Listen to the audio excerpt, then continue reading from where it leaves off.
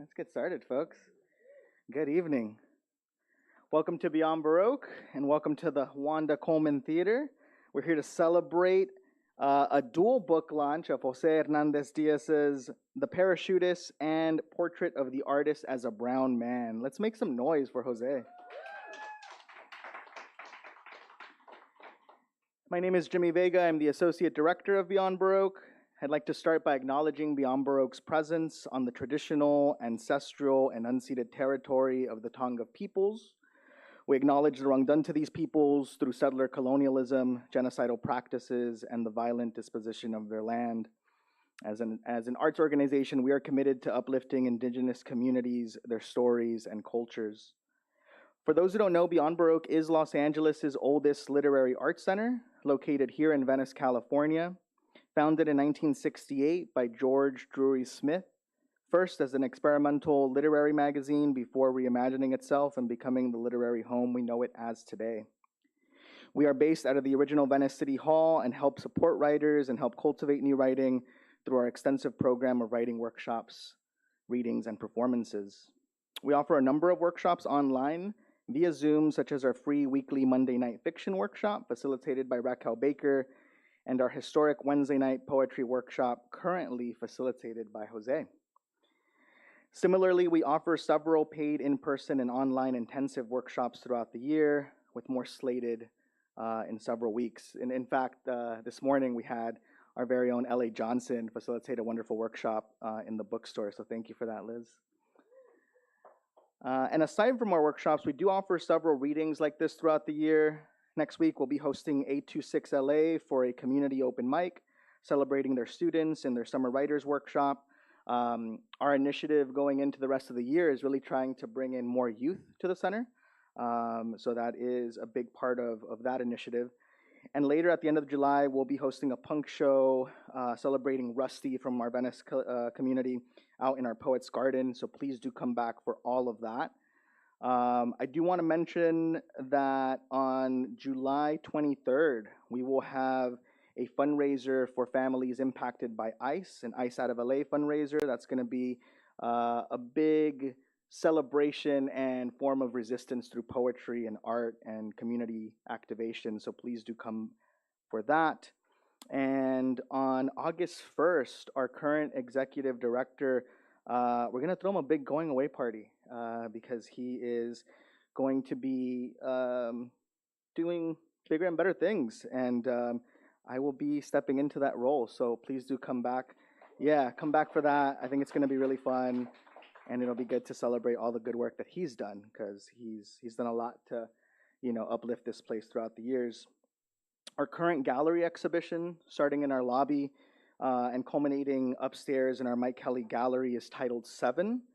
And it's an exhibition by 7 Los Angeles-based artists. These 7 women have been making work for many years, and while Los Angeles per se is not the theme of the subject of their pieces, it does play an important role in all of their creations. So if you haven't yet checked it out, definitely check it out after the readings. And it like I said, it continues upstairs in our Mike Kelly Gallery.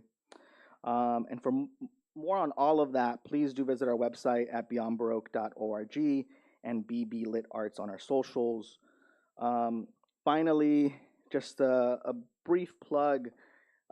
If you are not a Beyond Baroque member, please do consider becoming one. It starts at $75 for an individual membership. That's just an annual membership, and it helps our center to keep running. As many of you might know, we did get our NEA grant terminated by the current administration. So this year we are no longer able to host the Southern California Poetry Festival as a result. So now more than ever, we are really looking at all of you in our community to continue your support. And then lastly, a big thank you, big shout out to all of our team for making this possible. Quentin Ring, Ivan Salinas, Eric Alberg in the booth, Genesis Perez, Rhiannon Cielos Chavez, and Annika Duenes. Thank you for all that you do. Let's give it up for them because they keep it running. And to start us off tonight, I was asked by Jose to read a couple poems, so I'll do that in celebration of his work. And this first poem is a dedication for Wanda Coleman. It's a cento, so they're all lines from Wanda. None of them are mine. It's just an amalgamation of different lines from her work, and created a poem out of it.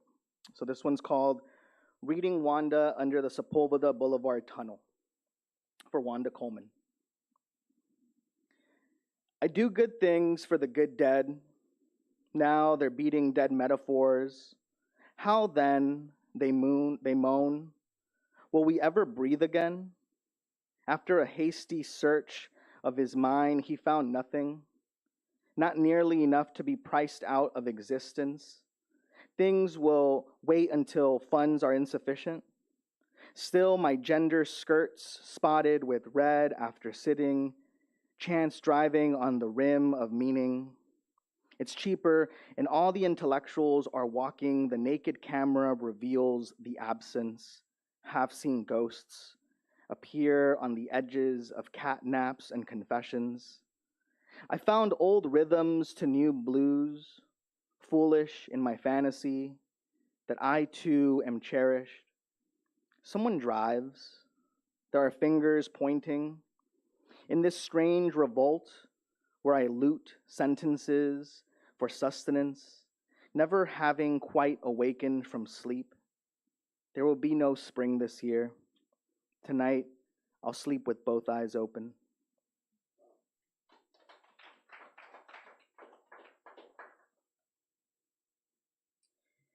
And then Jose asked if I could read maybe a couple poems from my upcoming debut out in October, out with What Books Press. So this one is called Marigold and Fugue in D minor.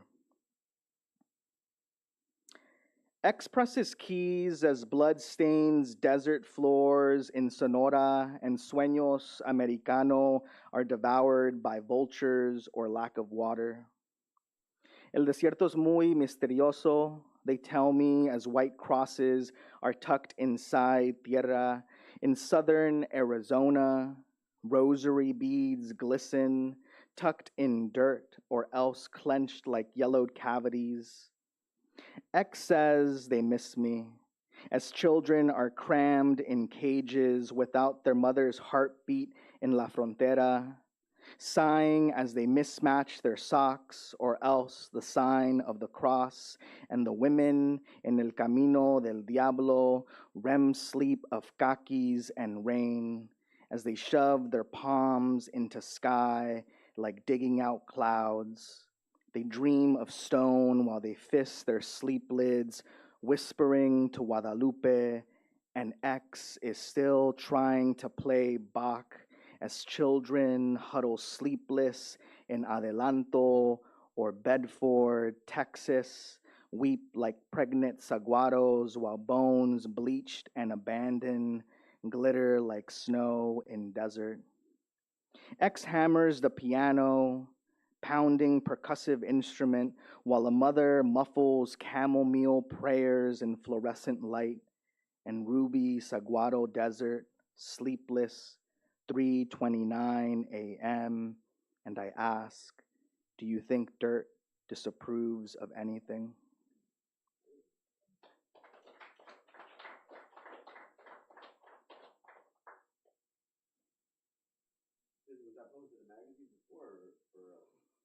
It came out actually in UCLA's Westwind. Yeah, a few years back. And so one more, and so this last piece is actually inspired by Jose.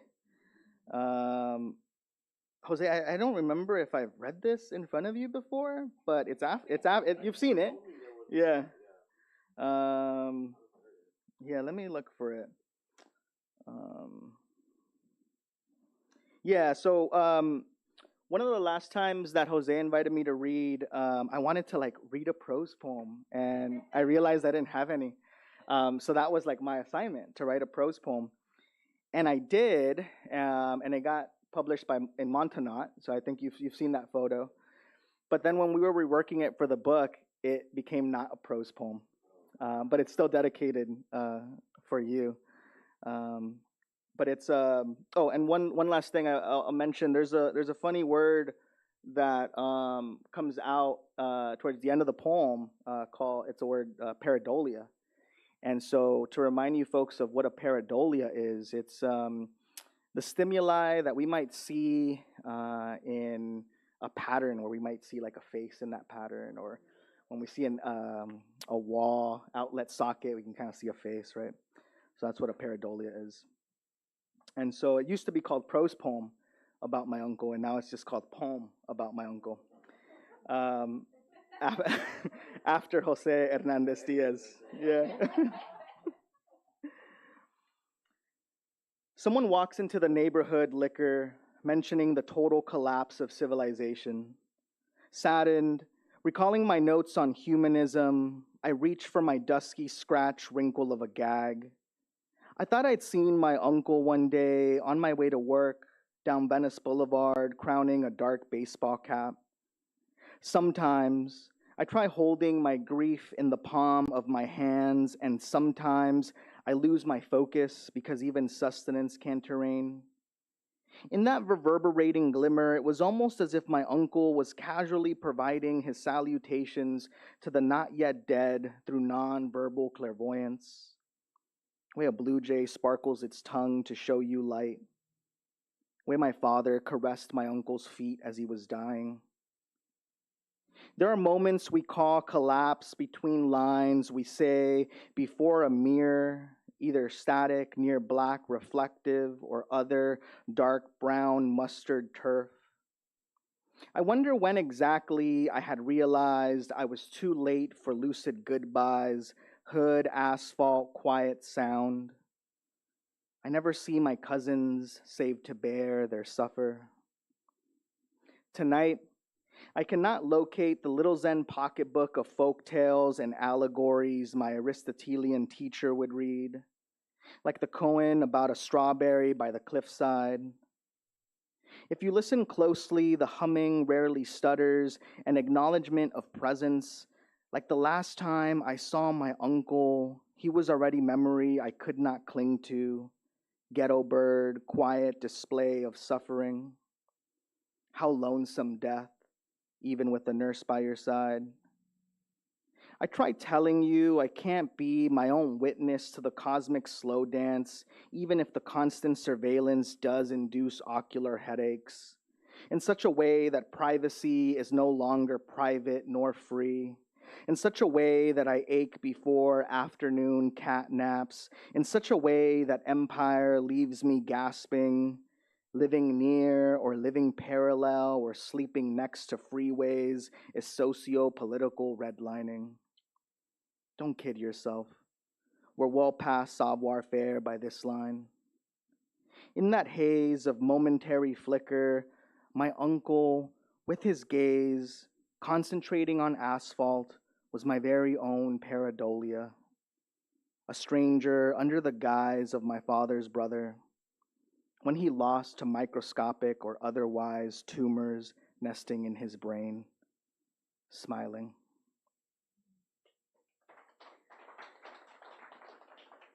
Thanks, folks. All right, well, that's out of the way. Now, to keep this going, I want to welcome Michaela Chairez, who is a Latina poet from the Inland Empire. She holds a BA from Cal State Fullerton and an MFA and MA from the San Francisco State University. Her work can be found in Quiet Lightning, Exposition Review, California Quarterly, the Anna, and the Acentos Review. Please give it up for Michaela.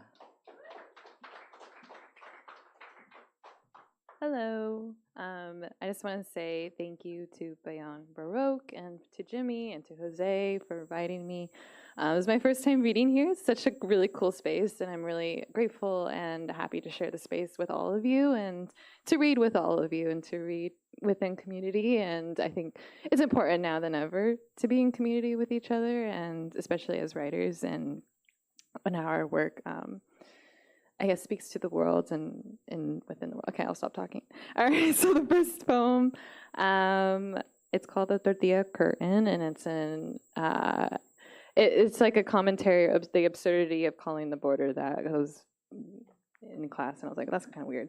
All right, tortillas aren't made of barbed wire or made to be a barrier to keep the queso separate from the carne from the cebolla, nor the cebolla from the cilantro. Tortillas are made to hold, to remain cupped in our hands and not break, and yet, when they do break, maybe after putting on too much salsa, we grab our forks, not as pitchforks, but as we cannot waste anything that's left on our plate. This is how we are made full, how we make sure no one leaves on an empty stomach, which is to say, there is more. There is more where that comes from, where what's mine is yours and what's yours is mine. The tortilla falls flat on our plate, flat like an open hand.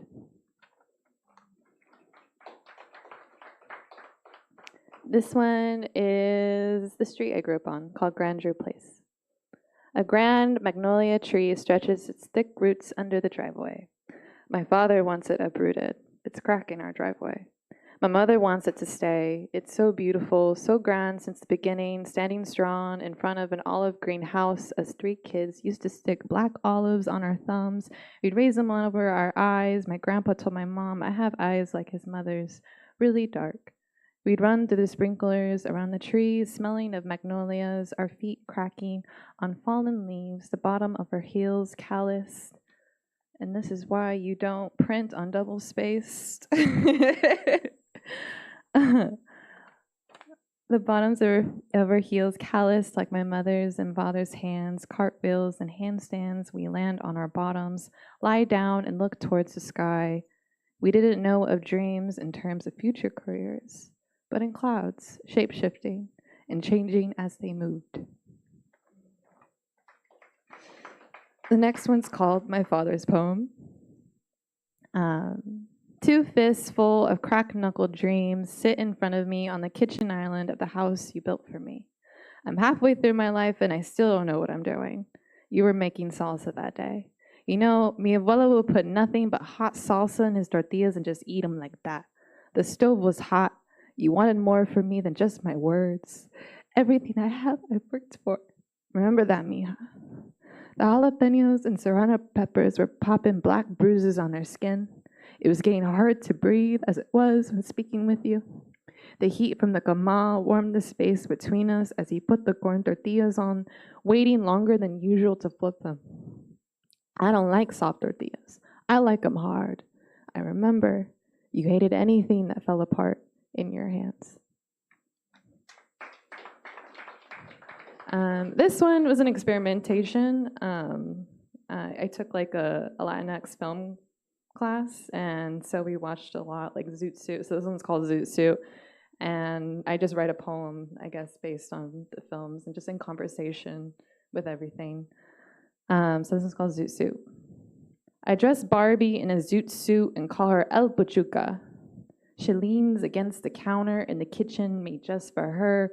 Snap, this isn't a myth nor a fantasy. Snap, she stands in a cool pose.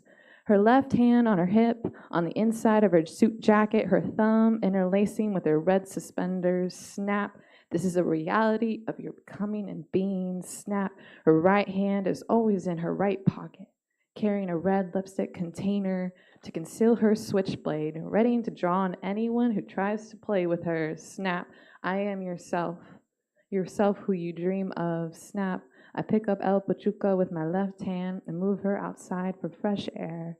She asks to be in the sun, leaving me alone in the shade. Snap, selves blend, the being becomes. Snap, we both lay on top of tall grass and dead leaves. El Pachuca then asks me to feel what's ready to reveal itself in my right pocket. Snap. I love the idea of Barbie as I know, it's just fun. This one is called, this one is called El Norte. It's a commentary or in conversation with the movie El Norte that was in 1983. Your favorite food is rice and beans. I have never been all that picky when it came to food. If it was filling, it was good. Rice and beans are for poor people, and we were poor, my father would say to us many times. His family grew up on a ranch in Zacatecas. Our family now in the States, side by side, eating rice and beans and to our tacos, enchiladas, tostadas, etc.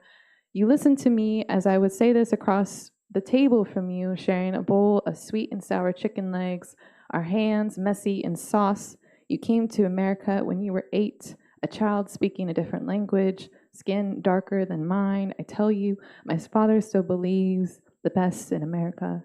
And at 8, I believed him too, as any child would believe their father, as any migrant would believe in the idea of America and its great opportunities for a better life, for a better world. It has fooled me. To be born a citizen, I must be lucky.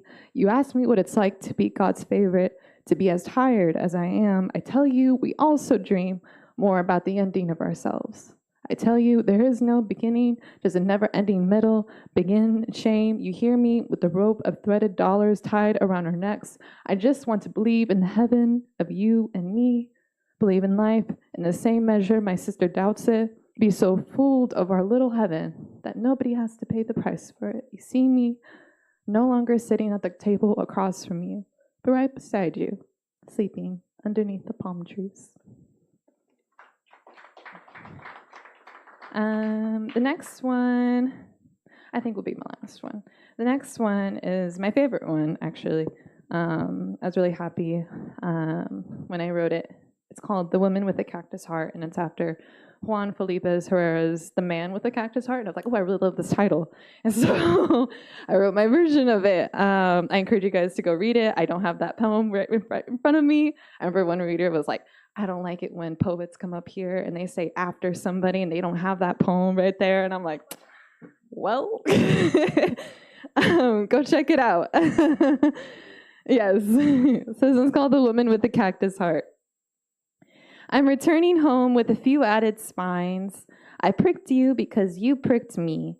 I imagine my great-grandfather melting them off for the cattle to graze me to nothing, then have me return to the ground where I'll stop imagining you with the ocean in the background. A margarita from the Earth's cup. I won't drink it in, only lick the salt off the rim and reach for the lime to squeeze dry the memories I keep returning to, turning the ground of myself to be like the sand the ocean washes away with. Thank you.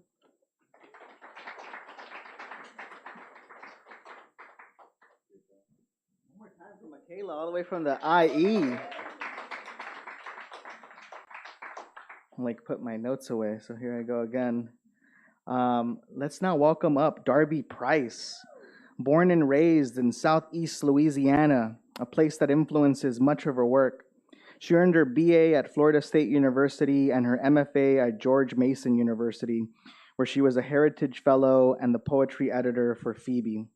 Her debut, All the Lands We Inherit, was named one of Debuteful's 10 noteworthy debuts to read in June 2025.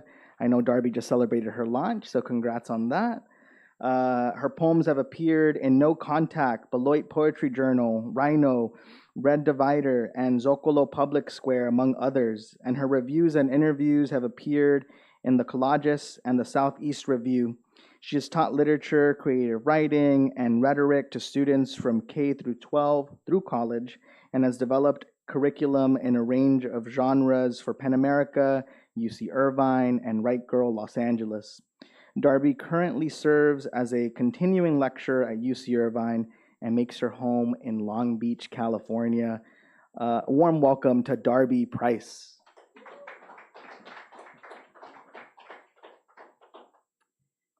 Thank you so much. I want to say thank you all for being here tonight. It's amazing to read with all of you. Jose, thank you so much for inviting me. And I just want to applaud you for your 2 books that we're celebrating tonight. Everybody should buy all of his books. They're all wonderful. Yes, my own did just come out, and Jose was just asking me, do you know what you're going to read tonight? And I was like, yeah, kind of. So I'm actually going to start with a different poem than I thought I was going to, which is one of the wonderful things about listening to other poets and just sort of absorbing their words. So I I did grow up in Southeast Louisiana, and so one of the places that influenced me most was my aunt and uncle's house, which was on the bayou. And my Uncle Mike, who was just absolutely beloved, passed away just before Christmas last year. So this one's kind of for him. And as you probably know, like Hurricane Katrina was kind of a thing. So, wail and shake those chains all you want, the voice in my head insists. You'll never get the bayou back. Never walk the block, that exact 1 mile circle under pine trees again. How many days we've lost to the tide-turned rebel come up to swallow the whole thing, frame, foundation, windows, and all. Wilt, summer squash, and writhe, summer snake. There are memories buried here no spade can excavate, no polished tomb can name. It's difficult to show you how still, how heavy that air can be. It's difficult to tell you about the drooping pestilent moss, or the bobcats caterwauling in the marsh, or the way I hung over the water for hours with a packet of bread and a fishhook and counted the perch I reeled in. 33. I stopped at Jesus's number. The perch, numb-lipped, returned each time I threw them back, each time the hook plashed down. Bread, copper-colored water, and who knows what lurks beneath. I do. The gar with his long, warped snout. The alligator in ancient, wise armor, his tail that can break millennia. The crab that knows the upside of decay, and the flounder keeping both eyes on us all. The great blue heron turns his gaze toward the lake. I turn the lens back to myself.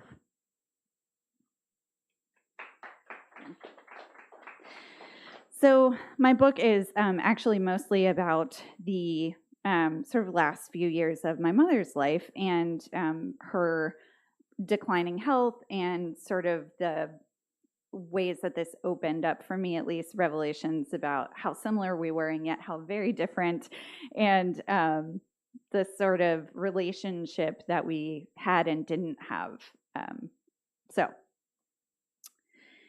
Darby means free spirit. My mother didn't know this when they named me.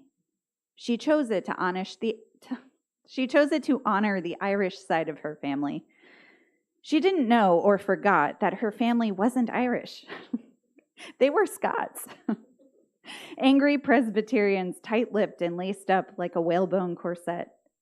Still, I feel that my name has given me power, free like an ocean bereft of its moon. No continent or flag making I as much as the feel of my hand in the lake. Nothing left to inherit anyway, except the nerve and the good sense to go when everything else has gone sideways. My mother always called me bohemian, and I wonder if that has borne out. I do not smudge her room with burning sage or press crystals to her skin. I do not make a vision board or send her self-help books. I make a logical argument for X. I show my work, numbers and facts laid out carefully for her to destroy. I could have wished for more compassion, she said. There's a heart in here, all right, but it hangs from a ceiling, crystalline and jagged, a hardened and lengthening spur, a highland kind of heart after all. Thank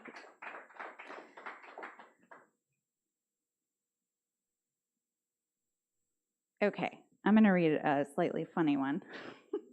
At least I think it's kind of funny.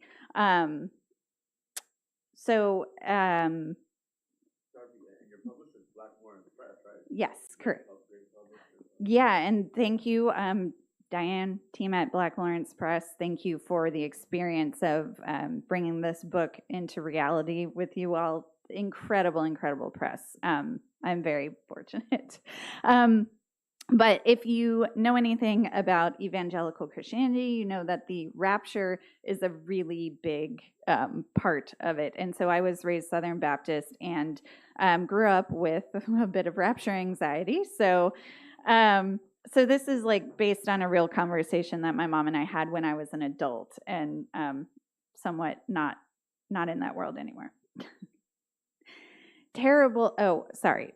My mom had advanced COPD by this point and had loved to like mock health food and stuff like that, right? So, okay, important context. Terrible is the punishment of the Lord for those who believe in such things. My mother believes in the rapture, and for this reason, she says she will not donate her organs. She says in the end times, everything will be called back to its original place, even if borrowed, even if embodied in somebody else. I wouldn't want someone to be driving along, she says, and poof, their heart, my heart, is suddenly missing. As absurd as the logic may be, I admit that I admire her concern. Forget for a moment that nobody wants her porous lungs. Nobody wants her congested heart or the liver run through a lifetime of bottom shelf burgundy. What an odd sort of way for the Lord to proceed. Hearts and livers and kidneys reclaimed, reassembled. What if the body is buried for years and the soft tissue is processed through the bellies of worms and the worms get eaten by robins and the robins get eaten by hawks? Or if a dead sinner's heart is placed gently in the believer's chest, will there be a palpating muscle left in the lazy boy when the rest of the body is taken? There are so many questions, my head is the head of a pin, and innumerable angels rattle within. Thank you. So none of these actually have titles, but they are laid out somewhat alphabetically. So the book is a kind of continuous narrative sequence of prose poems, and it's modeled after Lamentations 3, which in the original Hebrew is written in abecedarian tercets. So the first 3 prose poems all start with A, and then B, and then C, and so forth. But I took some liberties because I decided, let's just stick with the original number of letters, and in Hebrew, it's only 22. So I played around. I was like, well, I know there's no J equivalent in Hebrew, but you can't leave Jesus out. He was kind of an important one. So I do have some ones that start.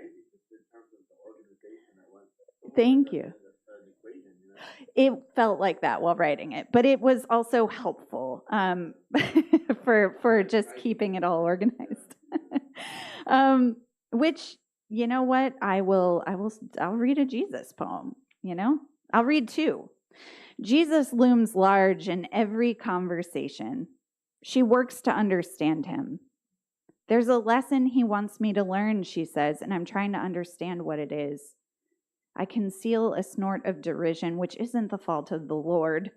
The lessons seem pretty clear. Quit smoking. Put the 17-year-old dog with bladder cancer down. Stop signing up for things you can't afford. But instead of any of this, I just say, yeah. My mother knows how her own mother died in the spare room of a daughter's home, hooked up to oxygen and slipping more every day. I remember my grandmother's face, broad and kind and interested, framed with a short red bob and a clear plastic cannula. The cycle, it seems, is almost complete. But my mother pretends she's immortal. He could still take me, she says, before things get that bad.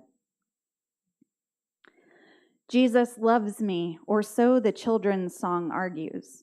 We don't talk very often, truth be told, and where this body goes does not concern me so much as the idea that the spirit might return, as Junebug, as redfish, as a wild boar rooting through the swamp.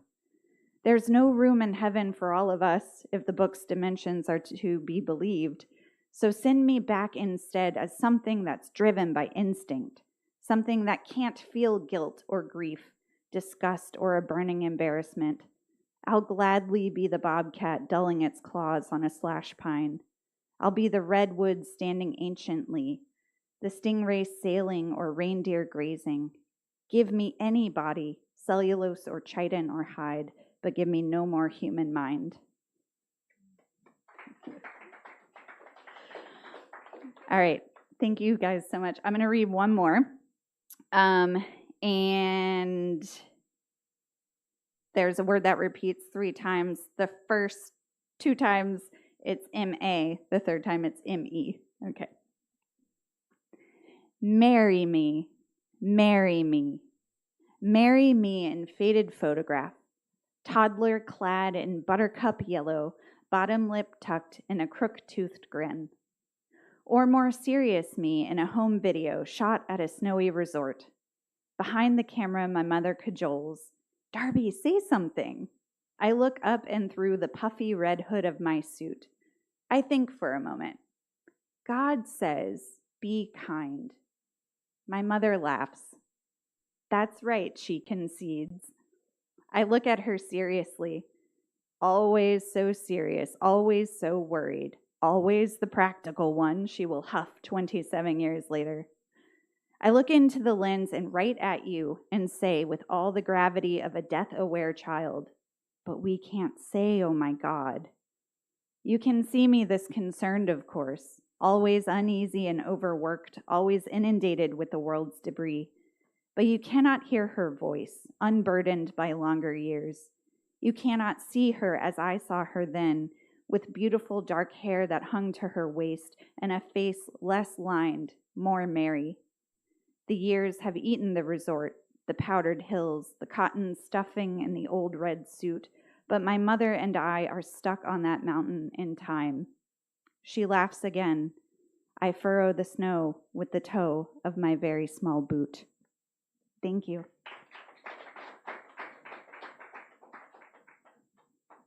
Darby Price, folks, from the LB. Give it up. Thank you, Darby. This next poet, L.A. Johnson, is from California.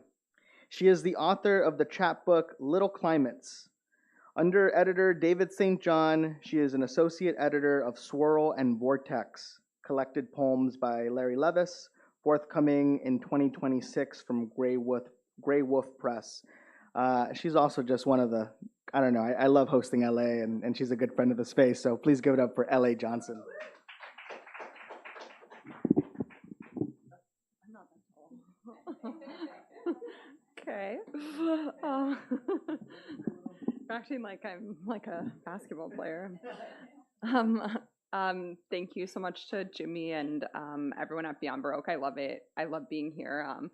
Can't get away. I was here this morning for like 4 hours, and now I'm back. So yeah, and congratulations, Jose. I love your work, and I am always thrilled to read with you and to support it. And I am really excited for these new books, and it's so nice to read with both of you as well. I'm just going to read, I don't know, sometimes I feel like when I'm here, I read similar poems, and so I'm just going to read some hot, fresh, new poems. They they're still depressing. But yeah, that being said, it's also interesting as I was hearing everyone read, I was thinking so much of this theme of family seems to be emerging from these poems. And what's interesting is I am feeling that from what I also brought in. Teacher. The student in the classroom leans over the desk as if about to reveal a secret, then passes a tin of her mother's baby teeth to me, the teacher, as a way of explaining her poem. After, I find myself at a bar, ordering a midday beer. Lucy arrives, sits down next to me, her hands folded in her lap. The half-moons of her big nails are bright against her dress. No, this is my mother's memory, when she was visiting me at school, waiting for me in a bar when Lucy walked in. My mother did not know her, but knew she was my teacher, the woman with hair long enough to sit on. The two women drank in silence across the long bar. She seemed, my mother said, to have come from somewhere difficult, somewhere she was needed. They sat through the hot afternoon, separate, together, until the night lengthened and I never arrived.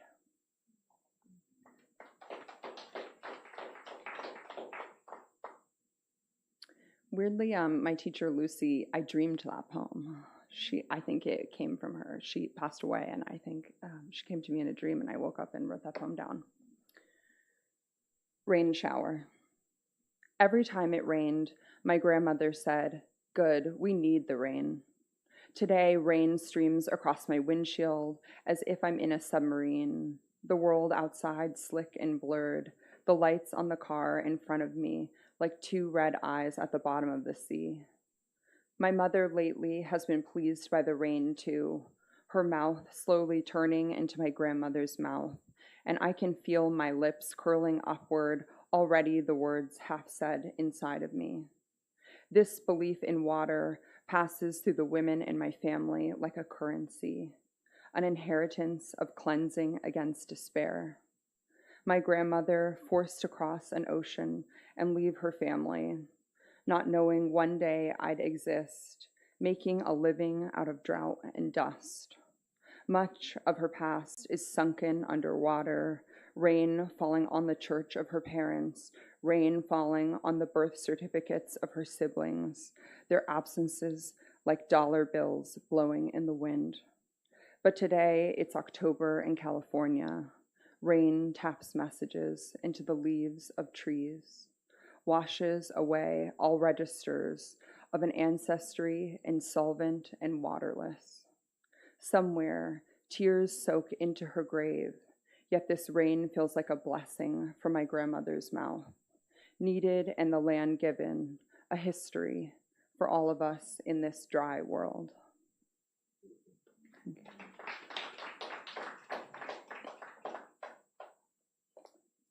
Yeah, another one about my grandmother. Some of you might relate to this one. Laundry day. My grandmother used to believe that scrubbing a kitchen spotless was to be close to God. To be clothed in a starched shirt was to be virtuous in God's vision.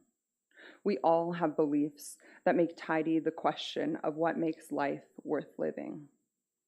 Out of quarters, sloppiness was what I wore the last time I saw her, and I was as clean as the least dirty things I own, hauling my laundry to the car like a teenager before driving to the house where my mother cared for my grandmother, 90 as young as milk ripening in the fridge.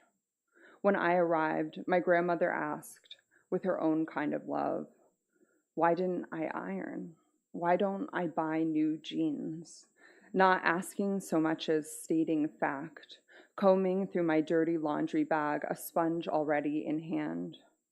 My past is only a repetition of clothes, washing, drying, folding, and a series of rooms that I could never get clean enough, and now will never be in again. Never again will I soak in her love beneath her incredulity, a power so strong it could restore the body of Christ into only a wafer. In the last letter she wrote me, she apologized. "Sorry, my handwriting is messy." But it is her blood sweeping through me, her hands picking up my hands as I lift the last of my coins for laundry, like someone holding gold in the sun.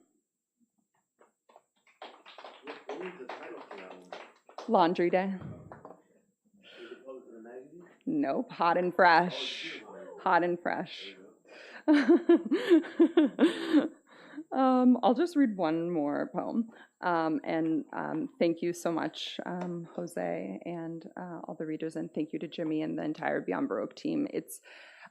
This is my last reading here. I'm actually moving to Texas, of all places, and I will really miss the community that I have found here. It feels to me like a real home for me here in Los Angeles, and I'm just so grateful for all of that. So just one more poem, then we get to hear the main event while we're here. Birthmark. In California, even the worst is forgiven. Flooding roads lead to freeway superbloom. Birds make nests out of all our trash. And despite drought, jacarandas spike purple in July, their roots cracking the concrete. Once I tripped under one, tore the skin off my knees, and at last removed the leftover scars of childhood. My father fell once outside the dirtiest apartment I lived in that overlooked the freeway on a street where no one walked. Yet when he fell, some kind stranger materialized out of the smog and lifted him to his feet. I thought then it was an accident, the stranger a good omen, and raised no alarm over what I would call now his thin legs. But there's no tree to bloom from his grave, his body the opposite of a seed. When I can no longer bear the weight, I declutter my closet, my drawers. Beneath a jacaranda, I leave my abandoned items on the sidewalk, and in only hours, my mistakes are absorbed by the city. Tonight, with the objects gone, I try to think of my regrets with tenderness, handling them the way someone who loves me might touch an old scar. Thank you.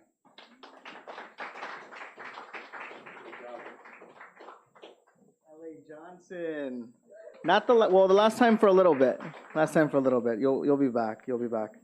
And LA will feel a little less like LA maybe without you being around. We're gonna miss you, and we know that you're gonna do some really great things in Texas, and we'll have a friend out there too. All right. Well, up next, folks, we have Jose Hernandez Diaz, who is a 2017 NEA fellow. He is the author of The Fire Eater, Bad Mexican, Bad American, The Parachutist, and Portrait of the Artist as a Brown Man. He has been published in the Bennington Review, the Yale Review, the London Magazine, the Southern Review, Poetry Ireland Review, the Best American Non-Required Reading 2011, and in the Best American Poetry 2025. He has taught creative writing at the University of California at Riverside, and also as a visiting writer in residence at the University of Tennessee. I'll also mention that we brought him back as our Wednesday night facilitator, so he's teaching poetry for free online to support Beyond Baroque. And LA is also one of our former facilitators, and they're just amazing to offer that service for folks for free, and to have really students coming into that workshop from all over the world, really. But please make some noise for Jose Hernandez Diaz. I think I'm going to start off on standing up, and if I get fatigued, I'll probably go to the chair right here. So first of all, thank you everybody for being here. Always an honor to read at Beyond Baroque. Can you hear me pretty good, or okay? Yeah. So it's my favorite place to read. You know, I grew up in Northern Orange County and Southeast LA, and I did my undergraduate at UC Berkeley, and I feel this kind of has a Berkeley vibe to it, kind of like counterculture. Like you can see like the old school beat poets reading here, and so I love that, you know, that culture, the historia, and I think this is the longest running West Coast writing workshop right on Wednesday. So, you know, I'm just honored to be here, and I did it on Wednesday, and the work was just amazing, and I feel like people think I'm BSing them. Like, it was really amazing, all publishable, and not that that's the point, and it felt good to be back in the facilitating role, and then just to hear everybody tonight, it was really it's usually hard for me to focus on when people read. I have like probably ADHD or something like that, but yeah, everybody's work was just so unique, and I'm just excited to read here tonight, and thank you everybody for being here. Thank you to Jimmy, Beyond Baroque, and I'm gonna sit on the chair because my legs are already giving out. But thanks to my mom for being here. Thanks to the readers and the staff and the readers of poetry everywhere. And I'm going to read from these two collections, Red Hen Press, Portrait of the Artist as a Brown Man, and The Parachutist. Actually, technically, as I switch over here, The Parachutist is technically my first book, but it was published second. Can you hear me now? Okay, so The Parachutist was actually my first collection, and I spent a while submitting the manuscript, and it would get finalized. For 3 years, it didn't get anything. It didn't get anything, and I was kind of discouraged. And then I started to get finalist, National Poetry Series, and like maybe like 10 other contests. And in the meantime, I had another manuscript that was developing, which was at the time called The Magician.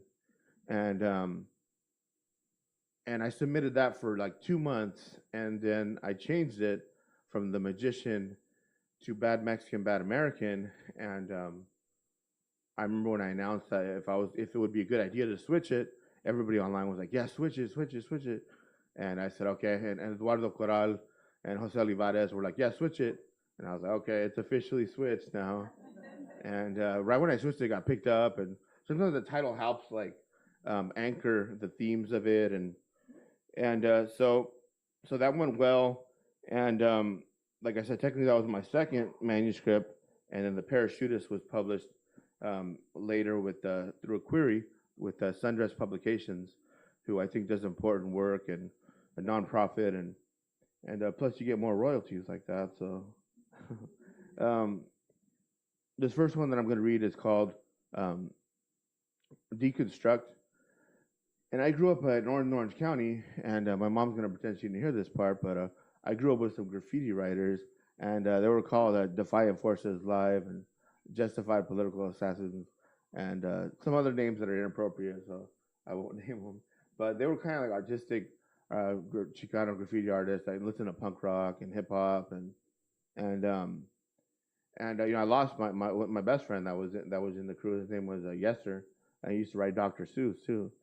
And but anyways, they kind of inspired me, and when I went to college, I said, you know, I never wrote graffiti because I didn't want to get in trouble, you know, and I was raised not to go to jail and things like that. But so when I went to Berkeley, I tagged up Deconstruct in the restroom over there, and I was like, man, that was pretty stupid, but that's kind of what this is about. That's kind of what this is about. Deconstruct. I'm Chicano. I used to want to write graffiti, socially conscious graffiti. I didn't want to be fined or go to jail. The only graffiti I had the courage to write was the word deconstruct in the restroom at Wheeler Hall. I wrote it because I was pretentious, because I was rebellious, because I thought it would sound important and artistic. Only it was barely legible.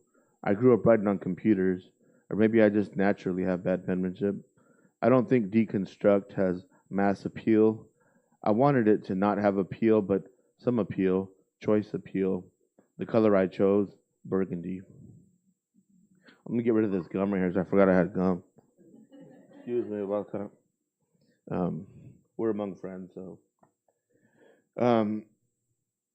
So yeah, that was for my first manuscript, and the way that the book is split up is between the first two sections are linear verse poetry with line breaks and stanzas and what you would think of as poetry, and then the last three sections are prose poetry, split up between a series of Man in the Pink Floyd shirt prose poems, and then just various prose poems in terms of jaguar prose poems with, you know, indigenous mythology and indigenous southern Mexico references to the jaguars and indigenous Aztec references.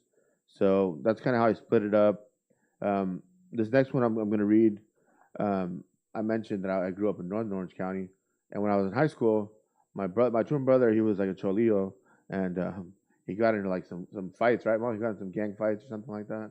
I don't know if she remembers, and we had to move out of there because it was kind of dangerous, and so we moved to Norwalk, which was like more like a Chicano neighborhood, you know, and you know, had 5 gangs in the neighborhood, and I was like some skateboarding football player, like from Northern Orange County, moving over there, so I was kind of terrified. But my brother was not terrified. But so anyways, I kind of had that like since I was in 14, 15 when we moved over there. I didn't know where I was from. You know, I was from Northern Orange County, Southeast LA. I kind of just felt like the outsider everywhere I went. You know, and now I feel like I think I prefer Southeast LA now. But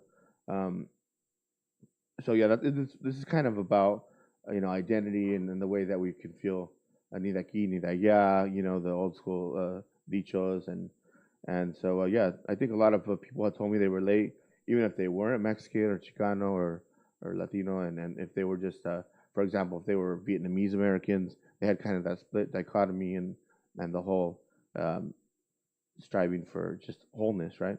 So this one is called Enough, and it was published in the Southampton Review, which sounds like a very wealthy literary magazine. Enough.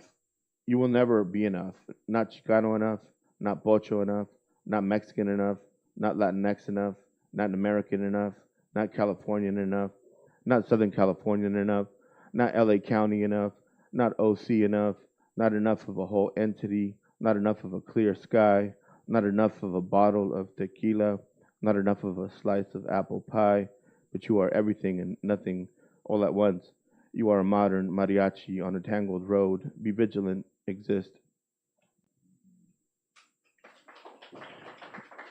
And then this last one here from the first section is called Ballad of Kukulkan, and it sort of references Aztec mythology, you could say, or religion, or just deities.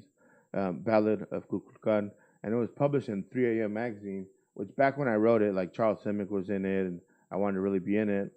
And I literally got an email at 3 a.m. because it's in England, I think, right, or Paris or something like that. And I got the email at 3 a.m. that I was getting accepted in 3 a.m. magazine, and I was like, "This makes sense," you know. And I was just like so stoked back then. This was probably like 13 years ago, like back when we were, still a California Republic, probably, but no, but we probably should secede though, right, from the Union at this point. I'll start it off. Revolution. No, I'm just kidding. So, Ballad of Kukulkan, sacred feathered snake, jaguar, jade, and purple sun. Sacred feathered snake, jaguar, jade, and purple sun. 13 rabbit rise, eagle drum, and orange moon. 13 rabbit rise, eagle drum, and orange moon. Shadows on the lake, floating gardens, feathers bloom. Shadows on the lake, floating gardens, feathers bloom. My mom probably thinks I'm on drugs right now. No, I'm just kidding. There's just a lot of symbolism there, right, with the Aztec, the jaguar, the jade, the drum, the eagle. And I originally had written this one in a different form.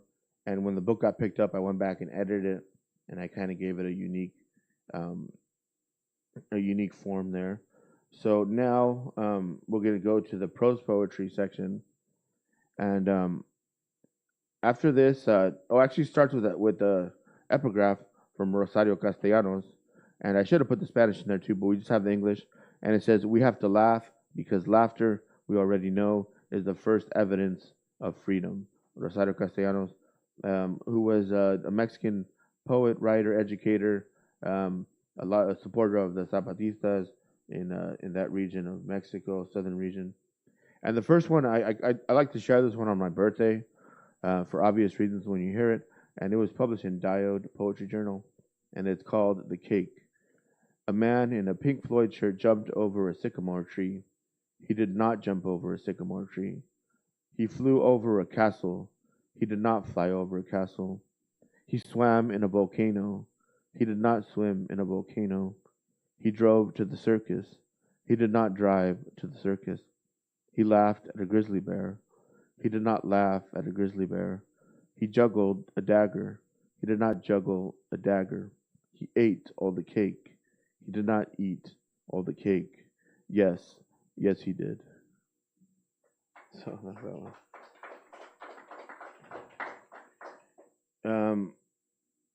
So yeah, that opens up the section of Pink Floyd prose poems, and like I said, it's actually in linear verse, as you can see here. But so this next prose poem is called "When the Government Wasn't Run by Clowns," and I actually wrote it during the first Trump fascist regime, and it didn't get picked up then. And I said, man, if it gets picked up during Biden's regime, it's gonna look like I'm talking stuff on Biden.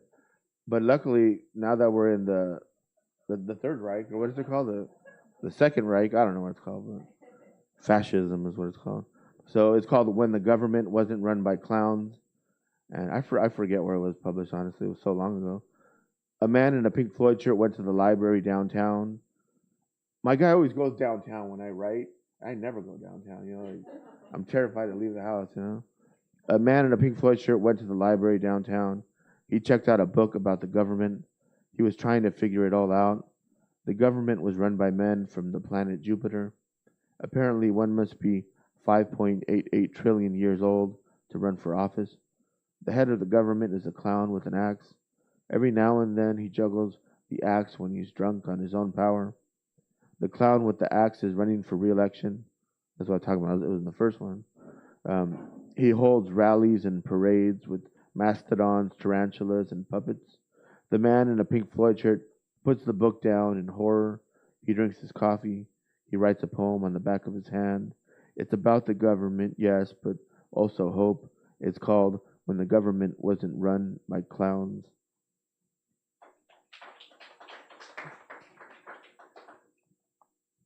Yeah, I wrote these so long ago now that I think about it. This is probably like 2016 or something like that.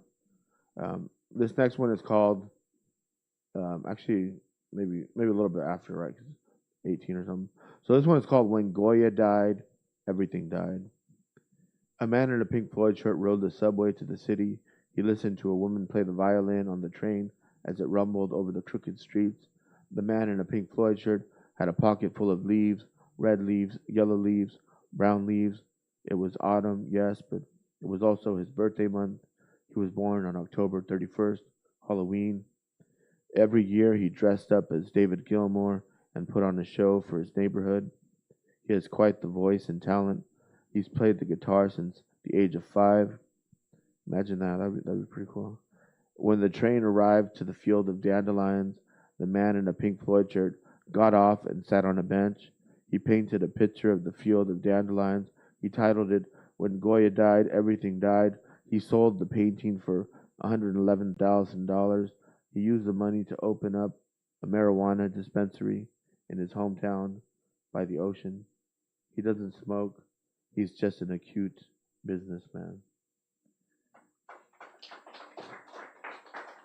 Has there been like 10 minutes now, or was it 10 minutes? All right.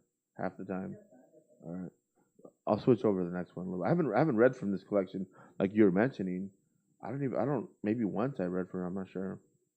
Let me see here. Okay, this next one is called The Guitarist, and I always wanted to be a guitarist, by the way.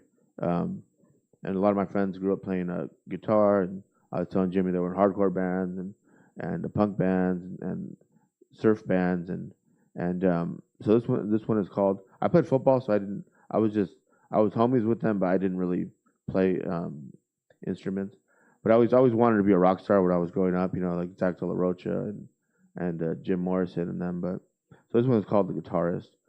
A man in a Pink Floyd shirt, and through our poems we could kind of live those fantasies. A man in a Pink Floyd shirt threw a football toward the top of a skyscraper in downtown Los Angeles. He was trying to prove a point to his girlfriend. He told her he could throw a football as high as a skyscraper. The girlfriend thought he was crazy, but followed him downtown anyway. Again, downtown, right? Too much traffic downtown. That's why I don't go down there. But it's kind of nice, though. The man in a Pink Floyd shirt was just trying to impress her.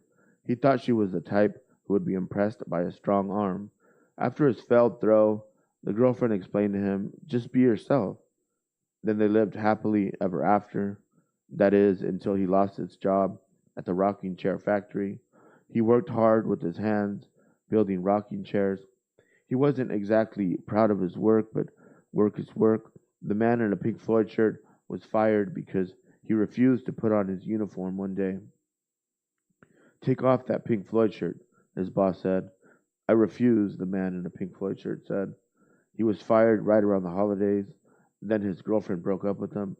He now plays a mean guitar. Rest in peace, man in a Pink Floyd shirt. I don't know if I've ever read that one, so maybe years ago. So maybe one more from this collection. This one is called The Man in a Zorro Mask. Do we know who Zorro is or was? Like a legend of Zorro, right? Okay. The Man in a Zorro Mask. I fell down the stairs in my house. I was running away from a storm. The storm was upstairs. It wasn't winter, but it was stormy nonetheless. I got up from the floor and sprinted out the door. I didn't know where I was going, but I just wanted to get away from the storm. All of a sudden, I saw a water well, and immediately stopped. It looked like it was from the 18th century. I looked down the empty well and saw a man in a Zorro mask painting a portrait.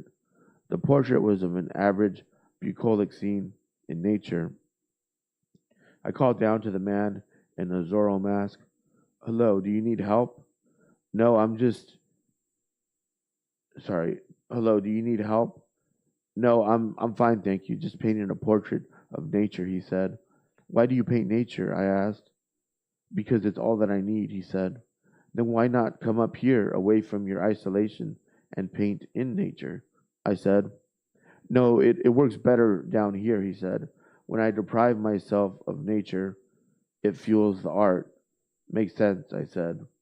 Be well, man in a Zorro mask. Okay. ¿No tienes agua, ma? I know, but I don't think I can reach. Oh, okay. Water break. So yeah, thanks everybody for being here, and I wanted to read here for these books, but I was kind of Jimmy's been looking out for me so much that I was kind of shy to ask him. So I'm glad that he asked me and welcomed me back here. And my next book is not due till next fall. So kind of I'm glad it's slowing down now because it was kind of hectic there for a while, and I could barely keep up the pace over there. But I'm glad this collection is published, and the artist here with the cover is local East LA artist. Does a lot of work with lowriders actually as well. Went to Cal State Long Beach where my twin brother went, and she's doing her MFA now at UCLA. And she sent me a lot of her artwork. I was looking for the cover for this, and I wanted one that had a portrait, right, of a male, so I could kind of. And people ask me, "Is that you in the cover?" And I'm like, "No, it just kind of looks like me though." But and originally I had wanted my homie Mike Perez, who I told you passed away. He has a great surrealist portrait, and I wanted to use it for the cover of this book. And I asked his parents, and I don't know, I think it's too fresh still. So but Mike is the one who actually taught me about surrealism, about Dali, and that was his favorite painter. And we were young then; I didn't really know who Dali was. And so that's kind of how this started, in terms of like me being fascinated by surrealism. And the first one is called Ode to the Melting of Ice. Just leave already. You're too old in your ways. No one likes you. How do you look yourself in the mirror? Why do you treat people like that? Have you no motherfucking conscience? It is foolish to even suggest you might have one. You do not own the land. You can never own the land. Why don't you melt away in the summer sun? Why don't you melt away in the summer sun? You incite hate in the eyes of your citizens. You justify murder and rape and cages. Go away and never come back. Go away. It's better like that.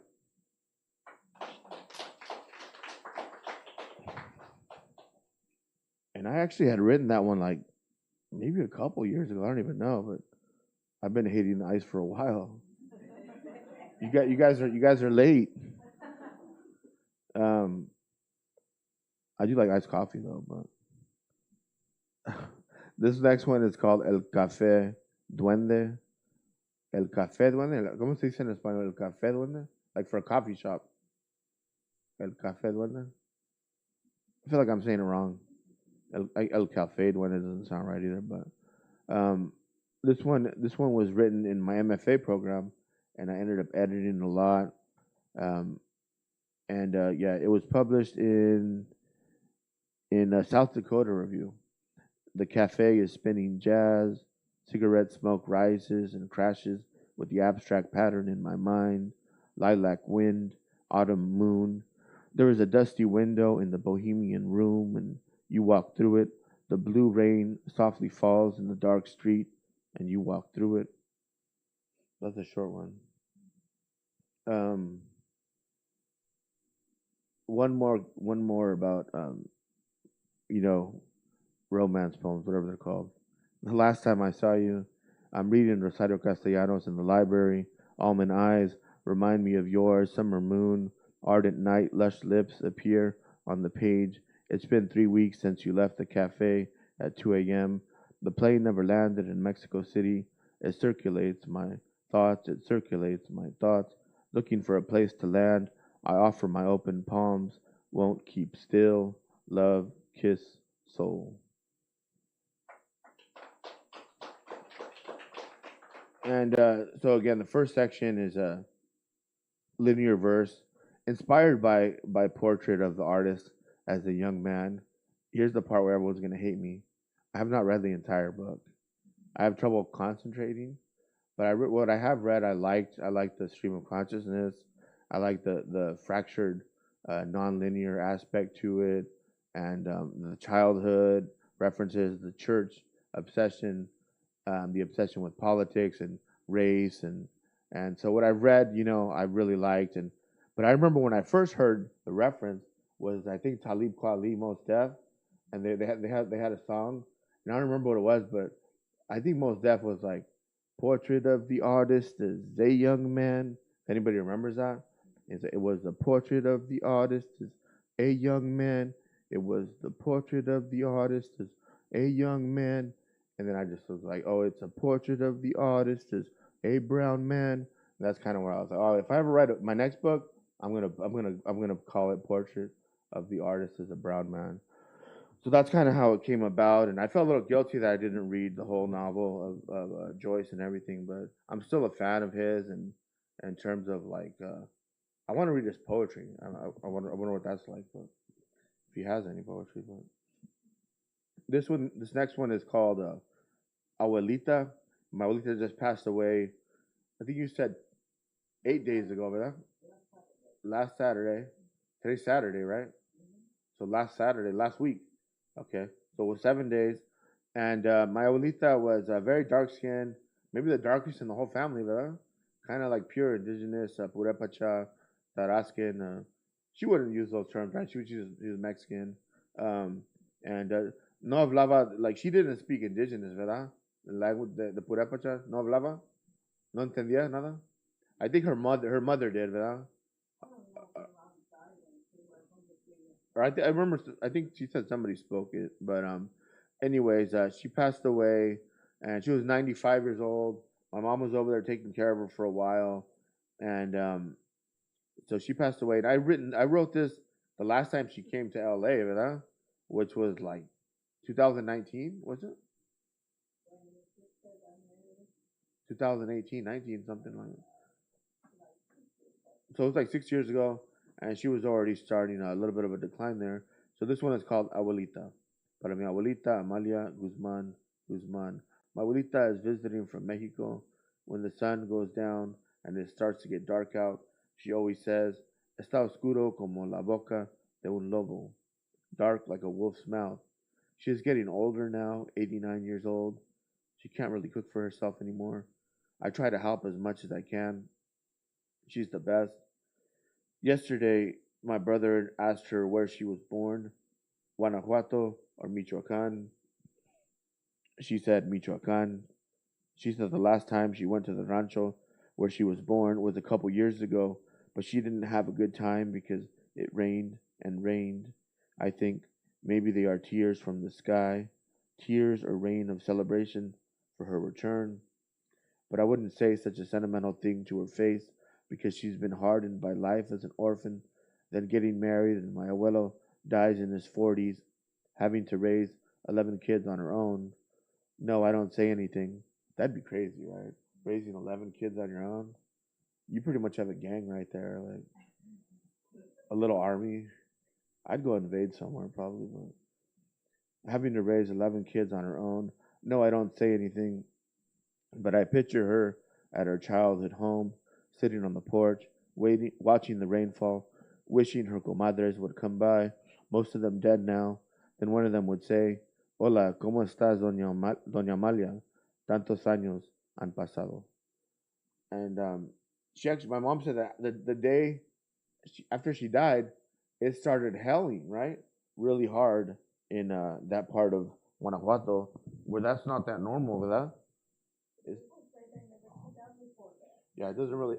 It's held before, but not like. Yeah.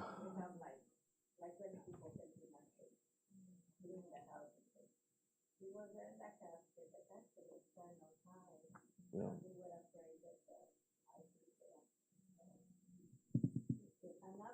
Did you say ice would get out of there? Well,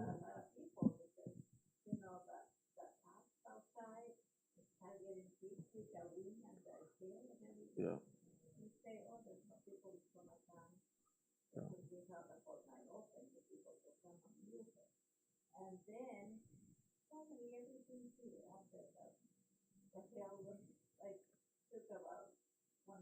Yeah. That's-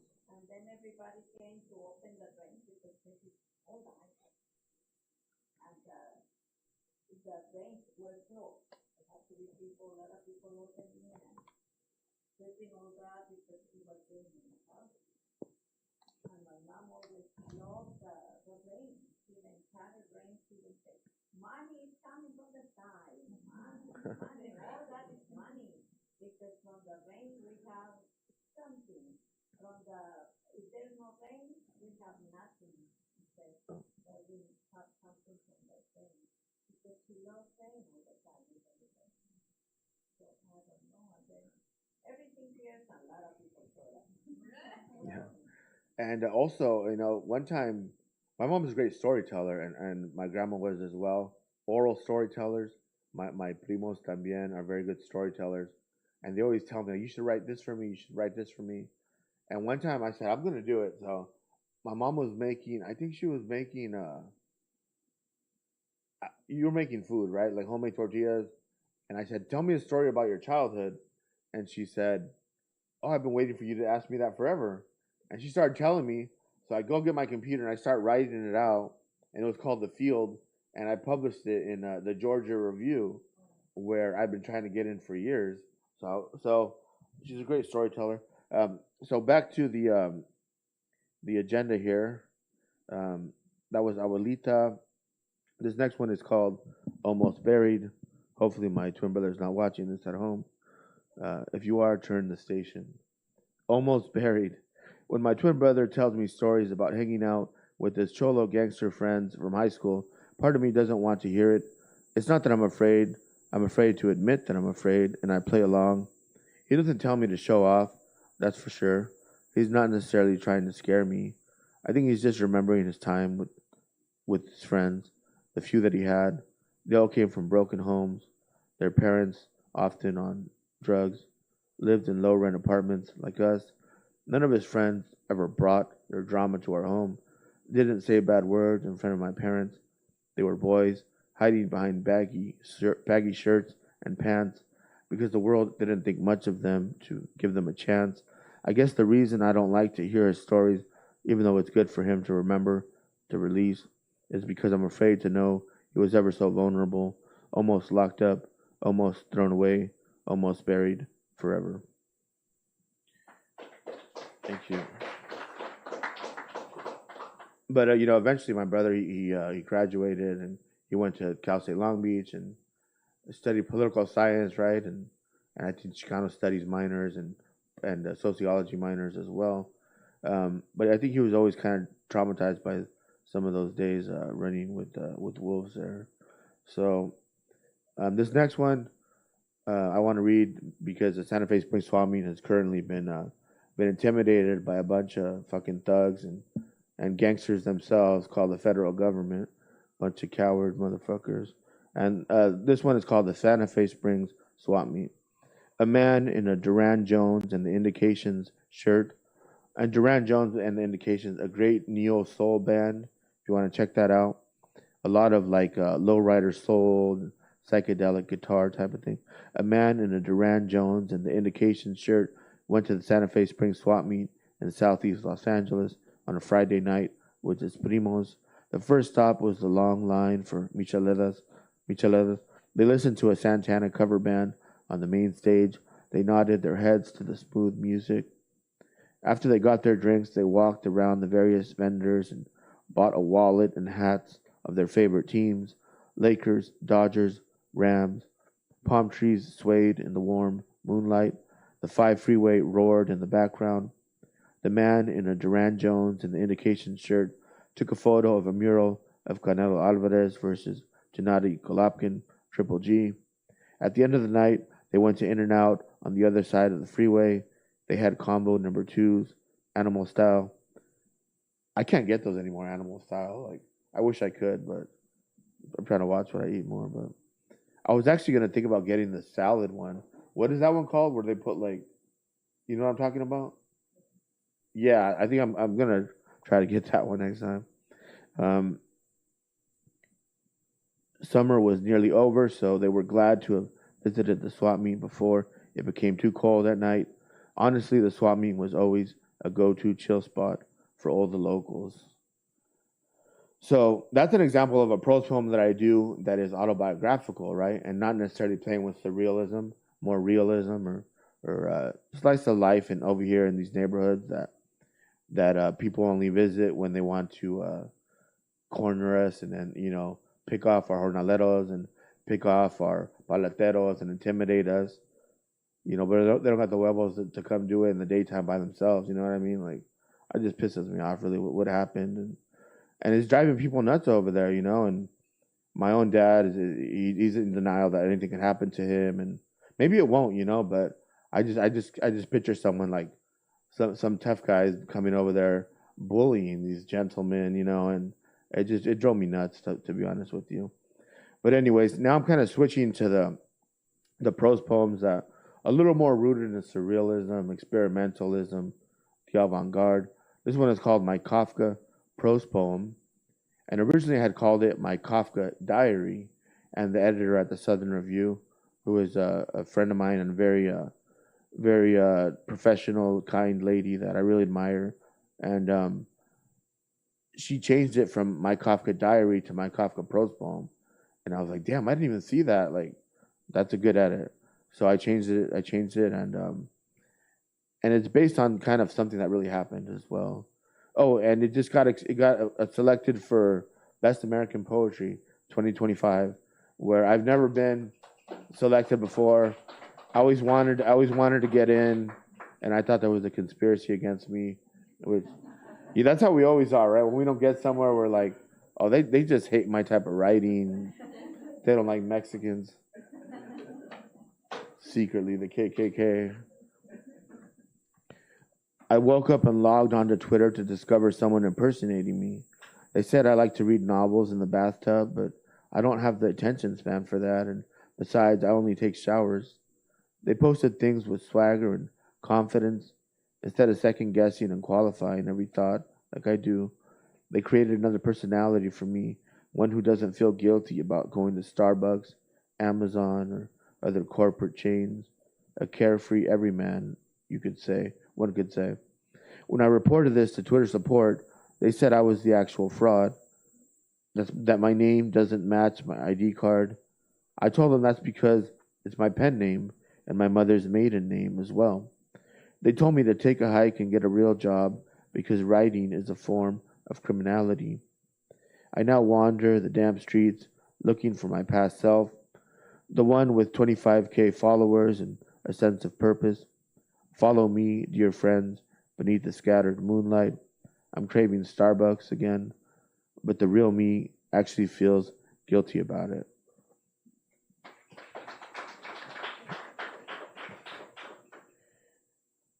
How much more time do we have?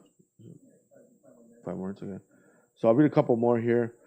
This next one, I've never read before, so I'll read 2 more.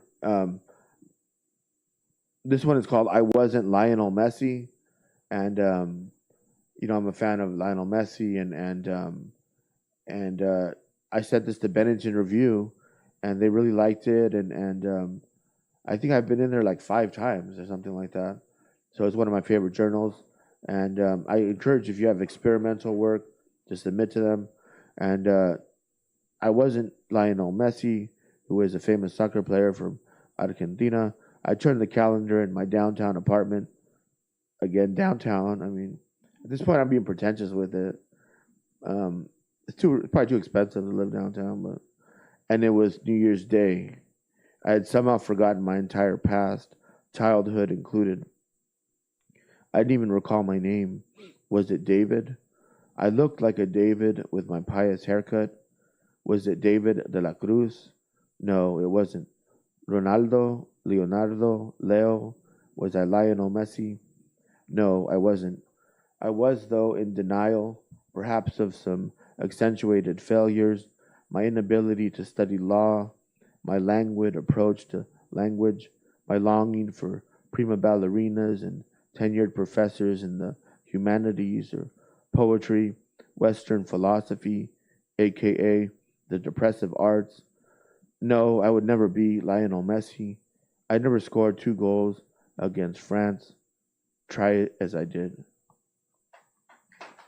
Just do one more.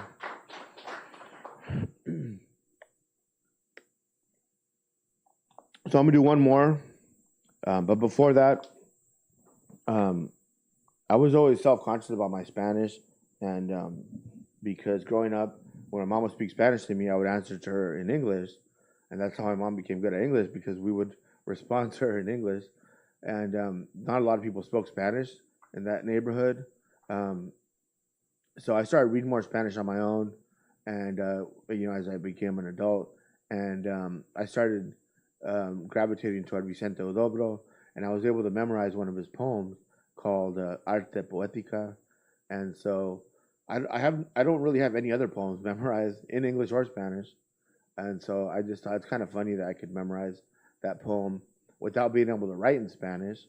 I could probably figure out how to write in Spanish, but not like the way that they do in the academia, I didn't take formal training in Spanish. So this one is called Arte Poética. Que el verso sea como una llave que abra 1000 puertas, una hoja cae, algo pasa volando, cuanto miren los ojos, creado sea, y el alma del oyente queda temblando, inventa mundos nuevos y cuida tu palabra, el adjetivo cuando no da vida, mata. Estamos en el ciclo de los nervios, el músculo cuelga como recuerdo en los museos, mas no por eso tenemos menos fuerza, el vigor verdadero reside en la cabeza. ¿Por qué cantéis la rosa, oh poetas, hacerla florecer en el poema? Solo para nosotros viven todas las cosas bajo el sol, el poeta es un pequeño Dios. There you go. And that was kind of his philosophy. It was called creationism, and after I would always read that, because I was kind of like Darby here, like raised religious, so I would be like, El poeta es un pequeño Dios, like in my room reading out loud, and then I'd be like, except for Jesus, because I don't want to go to hell, kind of superstitious. But so this is the last one here, and it's actually not a prose poem. It's kind of like a fun list poem that I encourage folks to try, and add some sort of like absurdism to it and some humor too. It's called 20 Alternative Careers to Academic Poet. Number 1, big wave surfer. Number 2, avant-garde saxophonist. Number 3, pastry chef. Number 4, memoirist. Number 5, governor of absurdism. Number 6, retired clergy. Number 7, shortstop for the Dodgers. Number 8, professor of Paletas Michoacanas. Number 9, librarian. Number 10, scarecrow. Number 11, lead guitarist for the Mars Volta. Number 12, government spy. Number 13, statue in the park. Number 14, prima ballerina. Number 15, Jean-Paul Sartre's ghost. Number 16, bodyguard for Pablo Neruda. Number 17, an idea with humorous appeal. Number 18, doctor of generosity. Number 19, un cotoro en la selva. Number 20, una memoria de lluvia. Thank you.